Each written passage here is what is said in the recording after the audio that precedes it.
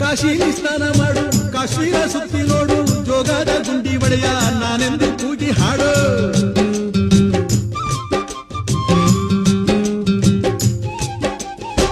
ಅಜಂತ ಎಲ್ಲೋರನ ಬಾಳಲ್ಲಿ ಬೊಮ್ಮೆ ನೋಡು, ಬಾದಾಮಿ ಐಹೊಳೆಯ ಚಂದನ ತೂಕ ಮಾಡು.